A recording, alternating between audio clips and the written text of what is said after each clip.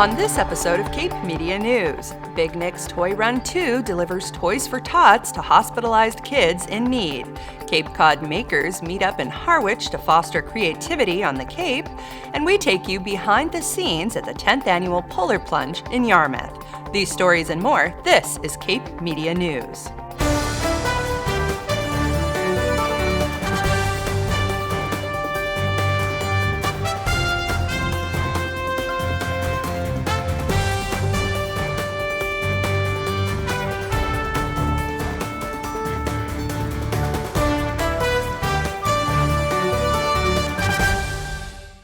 This is Cape Media News, your local authentic newscast for Cape Cod. I'm Gabrielle Rawson. Thank you for joining us. Well, it's a new year and a new decade, and 2020 has kicked off to an icy start. But don't let that keep you trapped in the house this winter. If you're looking for something to do this weekend, the Barnstable Land Trust has announced the completion of a new boardwalk and viewing platform at the Barnstable Conservation Center in West Barnstable. The new construction connects the public to Barnstable's Great Marsh, home to many wildlife species and one of the town's most fragile and important ecological landscapes.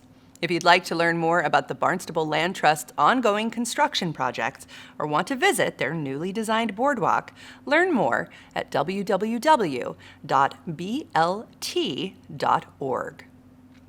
In Chatham this week, sewer construction work continues. The Oyster Pond Extension Project will begin several installation projects Monday, January 13th at Perch Pond Road and the Wilfrid Road area. You can expect a detour on Meeting House Road, where gravity sewer installation work continues, and as always, police details will be in place to assist motorists in reaching their destination. To get updated schedule information, visit the Sewer Construction Project website at www.chathamscproject.info. January 1st, 2020 kicked off with some surprising acts of kindness and philanthropy this year. In Yarmouth, hundreds of Cape Codders grabbed their swimsuits to brave icy ocean temperatures at the 10th Annual Polar Plunge, an annual benefit that supports the Yarmouth Senior Center. Cape Media News' Tamora Israel and Emily Tulloch were on the scene. Cape Media News reports. Is there a better way to start the new year than a refreshing dip in the ocean? Well, we are here to find out. Today, we are here at Smuggler's Beach, where hundreds are gathered, ready to participate in the 10th Annual Yarmouth Polar Plunge, sponsored by the Friends of Yarmouth Council on Aging. All proceeds today will benefit the Yarmouth Senior Center. I'm here because I helped direct the Polar Plunge. I'm Vice President of the Friends of Yarmouth Council on Aging, and this is our big fundraiser for the year for the Yarmouth Senior Center. This is our 10th year, so we ended the decade with a decade. I'm feeling great. I went out and bought my 1920s swimsuit. Came just in time. Why do I do it? I like watching everybody go out. It's a lot of fun, and it's fun to see how excited everyone is on the first day of the year to come out and start the new year off right. So I was in education for a very long time. So for 40 years I helped children, and now that I'm retired, I want to help the elderly. It is amazing fun. Great way to start the year. You're really refreshed. no, I'm not brave enough for the plunge. Maybe next year, but not yet. My sister did it one year, but I haven't done it yet. Me, I have not put my toe in the water. No. Actually, you get so cold standing waiting to do it that the water's warm. There is so many details to have this day run smooth. We start this in February. It takes us from February to January 1st, and that's why it runs so smoothly every year. A lot of people that help. There's not just a few of us. There's, besides the sponsors and the donators, people at the Senior Center, our own Friends Committee, our board. I mean, a lot of people help us out. As you can see behind me, the plungers are gathered. They are ready to get going, and so am I because I am going in. And I will see you guys on the other side. Come down. It's a lot of fun. If you don't get a chance to come this year, come next year. And there you have it, folks. We, the Cape Cod community, said goodbye to 2019 and hello to 2020 in the best way we know how. Jumping in the ocean.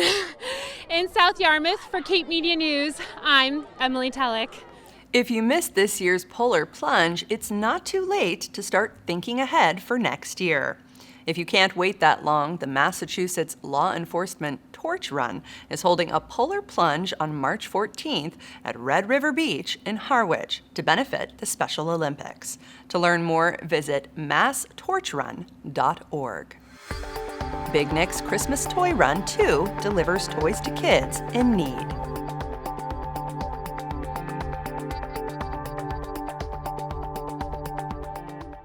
We were selling our home after 30 years.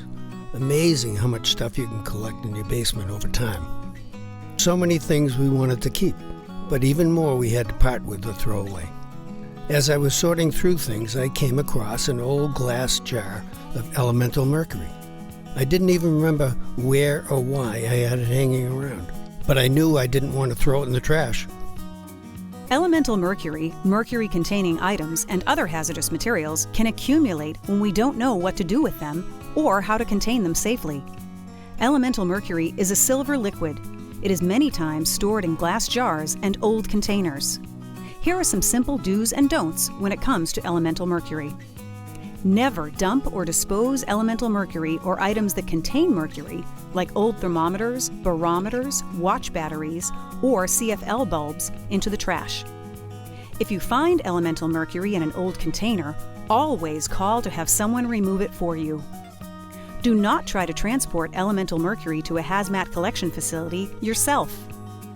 Always ask if what you are throwing away might contain mercury or be hazardous. Go online or contact your city or town to find out what type of mercury collection program is available to get the right assistance with containment. Our new living situation will change, but our love and concern for the environment will always be the same. It was easy to take a moment and do the right thing and make a difference.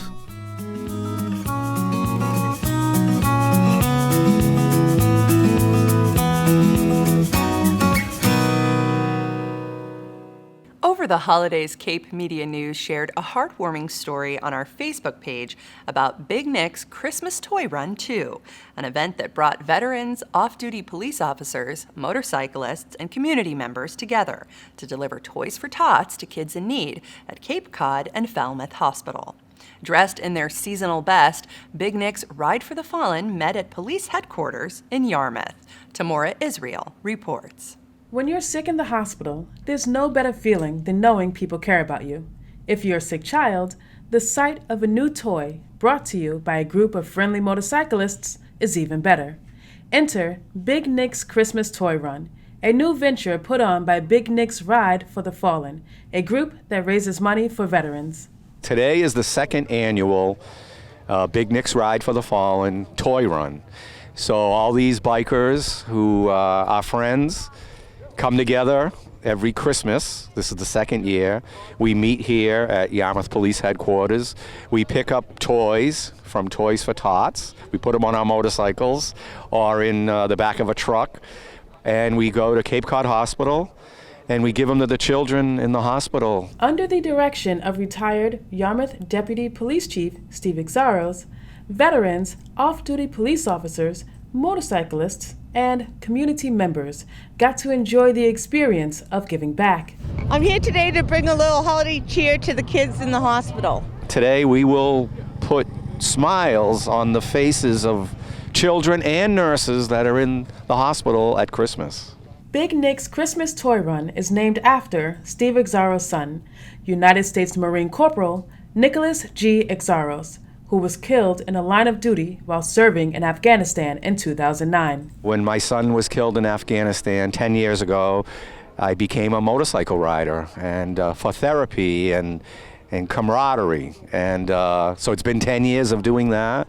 And through that, we learned that bikers, the common ground is A, the motorcycle, and B, helping someone. The community came out in full support of the event. I'm here to help bring toys to kids and joy. I'd like to see the kids smile. We do Toys for Tots every year. I've had my kids bring toys every year. This year we unload the buses, we do the Stuff-A-Bus, and it's just beautiful to see the kids' smiles when you bring toys to them. Big Nick's Christmas Toy Run began at the Yarmouth Police Department, visited Cape Cod Hospital in Hyannis, and ended at Falmouth Hospital. In West Yarmouth, for Cape Media News, I'm Tamora Israel. Big Nick's Ride for the Fallen holds many events throughout the year to benefit the community. If you'd like to learn more or want to get involved, visit gxride.com or follow Big Nick's Ride for the Fallen on Facebook. It's well known that Cape Cod's economy is directly linked to our region's landscape. With more than 1,000 miles of coastline and thousands of acres of protected conservation and recreation lands, Cape Cod's blue economy has been thriving for the better part of a century. To inspire the next generation, the Cape Cod Blue Economy Foundation held a career showcase called Waterworks 2020 at Cape Cod Community College in West Barnstable. Cape Media News reports. I'm Gabrielle Rawson. I'm here with Sheila Vaughn, who is Director of Admissions here at Four Seas College, and also here with Cape Cod Blue Economy Foundation, where today we are here to cover Waterworks, an exhibit focusing on Cape Cod's blue economy. Hundreds of students will be coming from all over the region. Sheila, why was today's event so important? This is our second year doing this wonderful event here.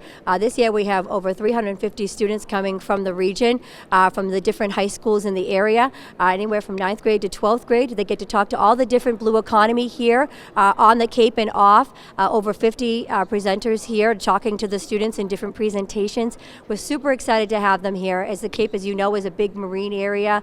We really wanted these students to be able to see what you can do in the blue economy. I'm here with Chris Adams, who is in charge of today's event. Tell me a little bit about Waterworks 2020. So as part of the Cape Cod Blue Economy Project, which is really all about helping grow the water-based economy here in Cape Cod, we wanted to find a way to get the word out really about the amazing amount of technology, businesses, organizations, nonprofits that exist here that are in the water space. So I'm here with Sarah Sperber from the National Marine Life Center. Sarah, thank you for being here. Tell me, why are you guys here today? So we're here today just to let the high school kids know that there's other organizations here that they can either intern or volunteer with. So with us, they would actually have an opportunity to intern with us in our animal care hospital, where we rehabilitate seals and sea turtles. We're here at Waterworks, and it's all about education and the students, and we really want to get some care ambassadors, so we're hoping that we can get them involved in some of the work that we're doing. There's the myth that there are no jobs on Cape Cod, but actually if you look around, there are dozens of employers here today that are working in the water with well-paying jobs, and we want to give these students an opportunity to be introduced to them. I grew up on Cape Cod. I was one of the kids that wanted to get the heck out of here when I got out of high school, but I came back. And I think for people that live on Cape Cod, there's a fundamental love of the place. And a lot of times that has something to do with a connection to water, whether you like to swim, boat, fish, surf, whatever the case may be. So it's really about making that a part of the awareness of who we are as a region, the people that live here, and then exposing the kids to the opportunities that are here. So that is one of the main goals of this is to have students see that they could actually stay here on the Cape and actually have a career and a life goal to stay here and help to support the economy. So I'm here with three awesome students from Wareham High School. Tell me your names. Abby Wixton. Eddie Berry. Evelyn Chase. All right, awesome. And you guys are here for Waterworks. What do you guys think of the event so far? It's really cool. It's a cool opportunity to see. Yeah. What grade are you guys in, and do you want to live and work on Cape Cod when you grow up? We're all sophomores, and I don't know, it kind of just depends on what like the options are.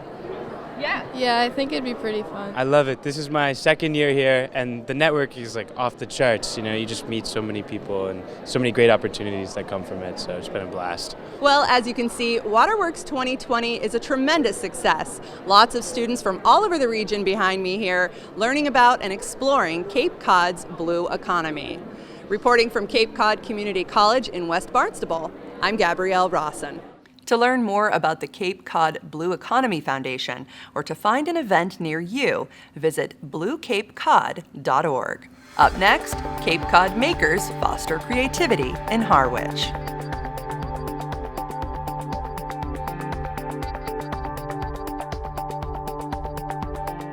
Have you noticed? Along Route 28, the seashore, and in villages, historic properties are disappearing. Many are being demolished at an increasingly rapid rate. With and without permission, they're being destroyed. And once lost, they're gone forever. My name is Ellen Briggs, founder and executive director of Protect Our Pest, a newly formed not-for-profit organization which has been created to address this question and to examine the consequences of disappearing history. Let's take a look at some historic houses which have been lost. The Kenrick Sparrow House, New Orleans, Aquasan Lodge in Chatham. Thankfully, some have been saved. And the Briggs Windmill in Chatham, one we saved. Let's wake people up to what is happening. Start a movement to say, stop, look, and think twice before you decide you need a new home. You can live a cost-efficient modern lifestyle in an historic house, and it doesn't have to cost you an arm and a leg. Protected historic buildings do increase in value, so it pays to save.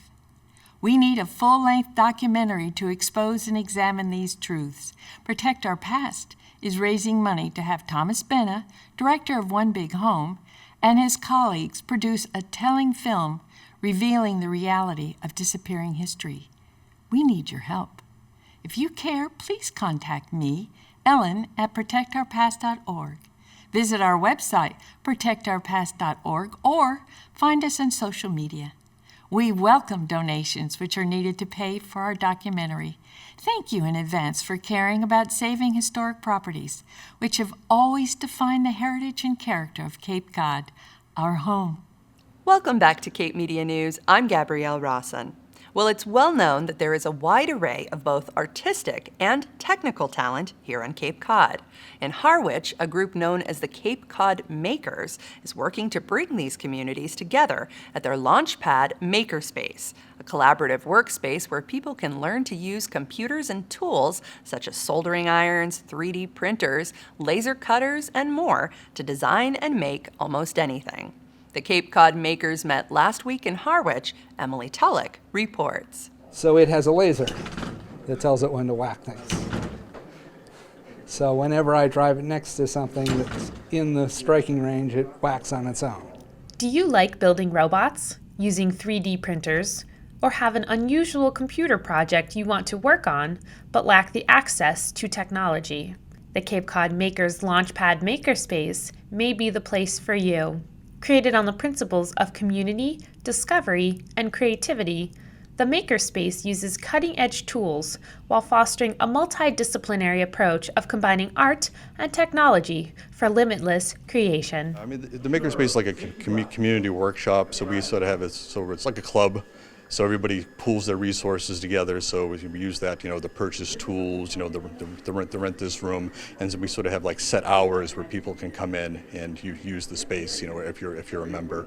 And then we also, advertise public hours too. So if you want to come in and check out 3D printing or you have help with the project, you can come here as well. Combining technology and sports was one mission for two members when they began working on a way to develop a bocce ball court for people who are blind. The concept is that as the teams throw the ball down the court, as it rolls, it'll break different sensor beams, and as each sensor beam is broken, a musical tone will tell the blind person where it is. Rob over here 3D printed a bocce ball for us. We're going to put a little buzzer in it, so it'll make beeping sounds. And that'll be when the person throws the target ball, it'll have the beeper. So the blind person can not only hear, they'll have a visual sense of the location of the target ball. What I really like about it is because I feel like we're doing things that's important to the adaptive sports community as well as this community, bring the two together. Other members of the Cape Cod Makers work on a variety of projects, both as a learning experience and artistic outlet.